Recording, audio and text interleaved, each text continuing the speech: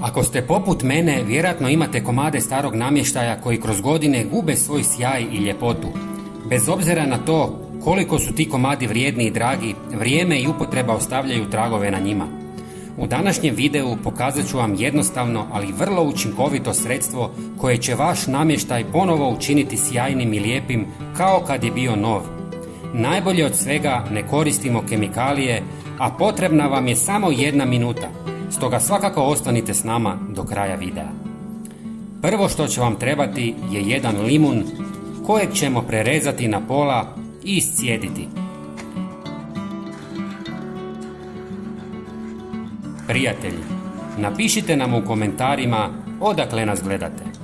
Volim upoznavati i razgovarati sa ljudima iz cijeloga svijeta.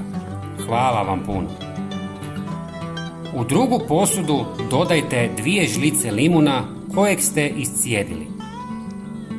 Drugi sastojak kojeg ćemo dodati je 2 žlice kvalitetnog maslinovog ulja. Omjer limuna i ulja je 1:1. Sve dobro promiješajte. Limun i maslinovo ulje su izvrsni za obnavljanje starog namještaja zbog svojih prirodnih svojstava. Limun djeluje kao blago otapalo koje pomaže u uklanjanju prljavštine i mrlja, dok maslinovo ulje njeguje drvo, vraća mu prirodni sjaj i štiti ga od isušivanja. Pogledajte kako je lijepa ova prirodna boja. Fantastično!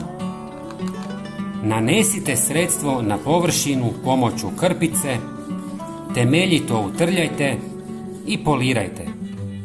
Ostavite da drvo upije ulje oko 10 minuta, a zatim prijeđite čistom krpicom kako biste postigli završni sjaj.